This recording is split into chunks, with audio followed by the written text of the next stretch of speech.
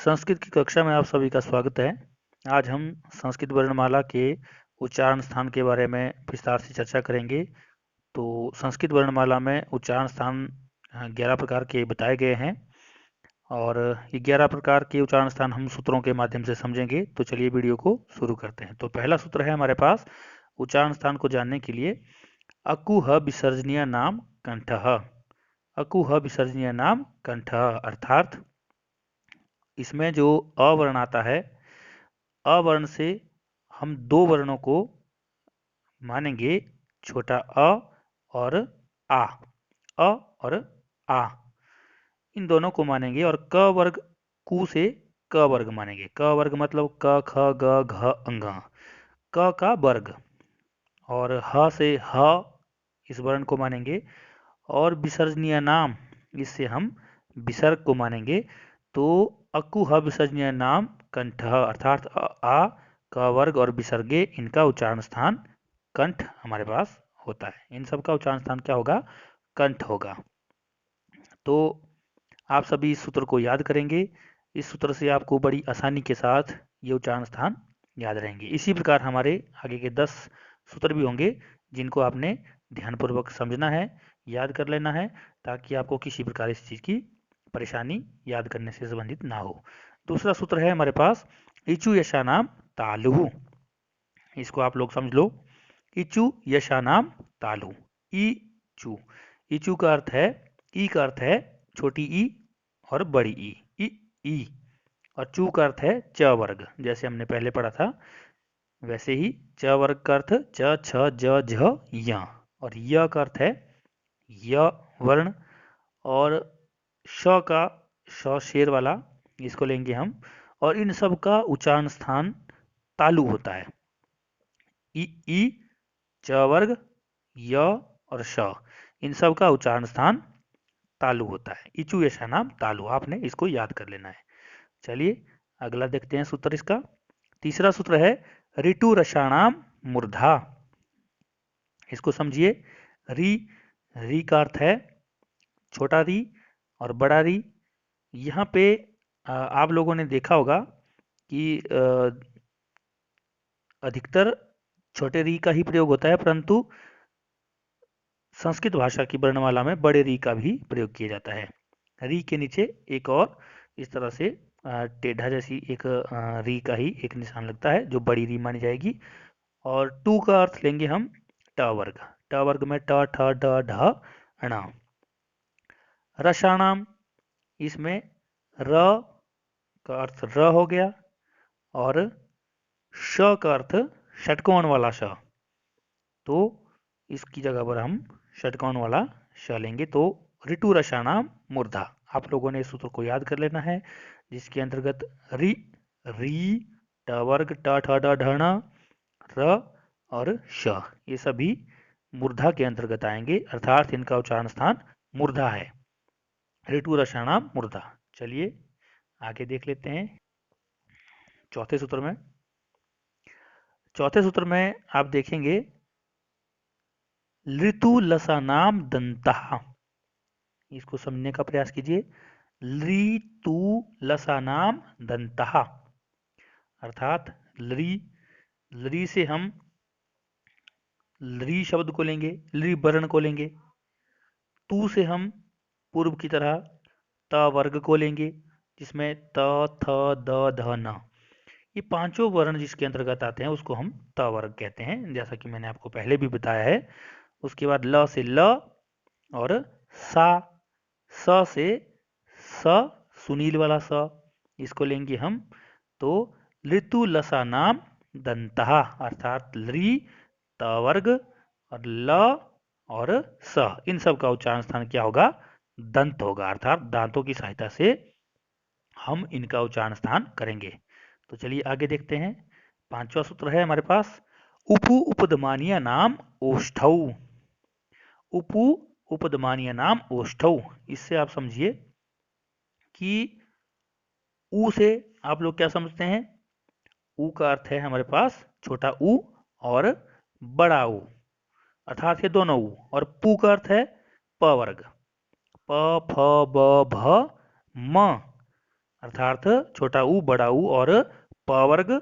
और उपधमानीय नाम, उपधमानीय नाम, उपधमानीय का अर्थ है ये प और फ के साथ जो ये चिन्ह लगे होते हैं साथ में, ये क्या है, किस चीज के चिन्ह है, उपधमानीय, इस चीज के चिन्ह है। ये ज्यादातर हमारा लौकिक संस्कृत में इसका प्रयोग नहीं होता, ये वैदिक संस्कृत में ही इनका प्रयोग होता है। परंतु आपको एग्जाम की दृष्टि से अगर आपको उपधमानीय के बारे में पूछा जाए तो आप बता सकते हैं कि उपधमानियों का उच्चारण स्थान क्या है, ओष्ठ है। तो चलिए अगला सूत्र देखते हैं। यमगणनानाम नासिका, यमगणनानाम नासिका अर्थात ये जो सभी वर्ग का, क वर्ग, ख वर्ग, क वर्ग, च वर्ग, ट वर्ग, त वर्ग, प वर्ग, इन पांचों के पांचों वर्गों में जो अंतिम पांचवा जो वर्ण होगा, जैसे क ख ग घ अंग, च छ ज झ य, ट ठ ड ढ न, त थ द ध न, प फ ब भ म, इनके जो अंतिम पांचों जो वर्ण हैं इनका उच्चारण स्थान क्या होगा हमारे पास, नासिका होगा। य म ग न, इन सब का उच्चारण स्थान हमारे पास क्या होगा, नासिका। तो आप इस सूत्र को याद कर लीजिए और आपको ये बड़े आसानी से याद रहेगा। आगे है हमारे पास सातवां सूत्र, ए दैतो कंठ तालु, ए दैतो कंठ तालु अर्थात ए दैतो, ए दैतो का मतलब है ए और ऐ, ये ए और ऐ इन दोनों का उच्चारण स्थान कंठ तालु अर्थात ये दो स्थान माने जाते हैं, कंठ और तालु दोनों स्थानों से इनका उच्चारण होता है। जैसे ए का उच्चारण स्थान कंठ तालु और ऐ का उच्चारण स्थान भी कंठ और तालु ही होगा। तो आगे चलते हैं आठवें सूत्र में, उसमें है ओ दैतो कंठोष्ठम अर्थात ओ से ओ और औ दोनों वर्णों का प्रयोग, ओ और औ इन दोनों का उच्चारण स्थान कंठ और ओष्ठ, गले से, कंठ से और ओष्ठ से, इन दोनों उच्चारण स्थानों की सहायता से इनका उच्चारण किया जाता है। ओ का उच्चारण भी और औ का उच्चारण भी। तो अगले सूत्र में हम नहुए इसमें देखेंगे, वकारस्य दंतोष्ठम, वकारस्य दंतोष्ठम ये बहुत ही इंपॉर्टेंट भी है, एग्जाम की दृष्टि से भी आपको कई बार पूछ जाता है। व का उच्चारण स्थान, तो आप बोलेंगे व का उच्चारण स्थान कहाँ है, दांत और ओष्ठ ये दोनों जो है व का उच्चारण स्थान है। परंतु कई जगह हम देखते हैं कि व की जगह पर अगर ब होता है हमारे पास तो उसका उच्चारण स्थान क्या होगा, तो ब हमारे प वर्ग में आता है, इसलिए इसका उच्चारण स्थान क्या हो जाता है, सिर्फ ओष्ठ हो जाता है। परंतु व का उच्चारण स्थान दंत और ओष्ठ ये दोनों ही माना जाएगा। तो इस सूत्र को आप याद कर लीजिए कि वकारस्य दंतोष्ठम अर्थात व का उच्चारण स्थान दांत और ओष्ठ है। अगला है हमारे पास 10वां, जीवा मूल्यस्य जीवा मूलम अर्थात क और ख के साथ जो ये चिन्ह लगे हुए हैं इनको क्या बोलेंगे हम, जीवा मूल, जीवा मूल्यस्य जीवा मूल्यम, इनका उच्चारण भी, इनका उच्चारण स्थान भी जीवा मूल ही होता है। क्योंकि ये जो वर्ण है इनका वेद में ही प्रयोग होता है, तो ज्यादातर आपको लौकिक संस्कृत में इसको यह देखने को नहीं मिलते। परंतु एक आपके ज्ञान के लिए आपको पता होना चाहिए कि जीवा मूल्यस्य जीवा मूलम, जीवा मूल्य जो शब्द हैं उनका उच्चारण स्थान जीवा मूल है। 11वां और अंतिम सूत्र हमारे पास है, नासिका अनुस्वारस्य, जो अनुस्वार, जो किसी वर्ण के ऊपर जब हम कोई बिंदी लगाते हैं उसका उच्चारण स्थान कैसे, कहाँ से होगा, नासिका से। जैसे संस्कृत शब्द के ऊपर लगी हुई बिंदी संस्कृत, उसमें बिंदी का उच्चारण हम नासिका से करते हैं, उसी प्रकार हमारा यहाँ उच्चारण होगा। चलो रिवीजन कर लेते हैं एक बार दोबारा से। तो पहला हमने पढ़ा था अकुह विसर्जनीय नाम कंठा, अ आ क वर्ग ह और विसर्ग इन सब का उच्चारण स्थान क्या होगा, कंठ होगा। दूसरे में हमने पढ़ा था इचु यशा नाम तालु, तो ई और च वर्ग च छ ज झ य, फिर य और फिर शेर वाला श, इन सब का उच्चारण स्थान क्या होगा हमारे पास, तालु होगा।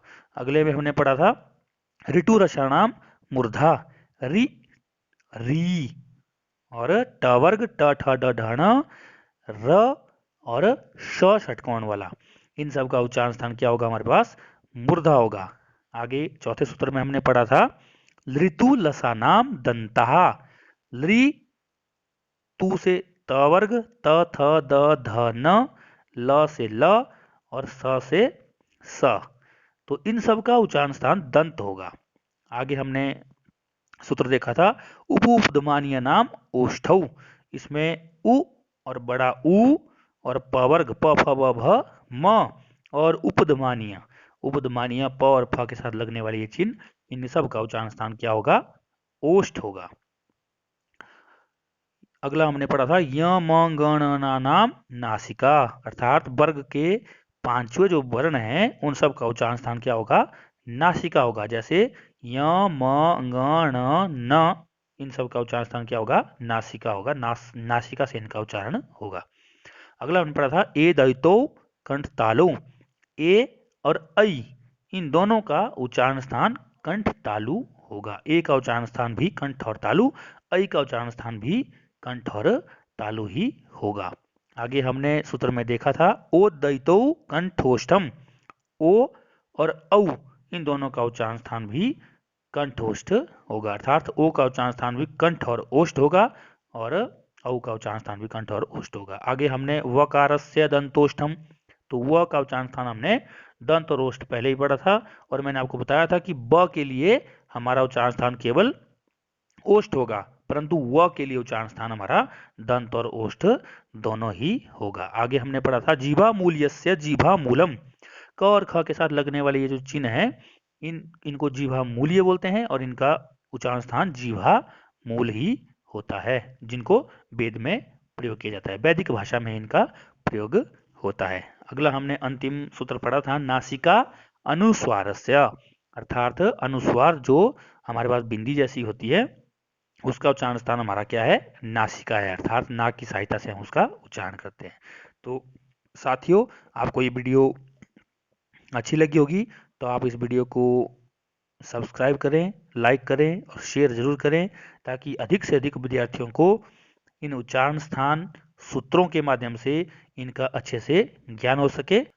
इसी के साथ आप सबका वीडियो देखने के लिए धन्यवाद।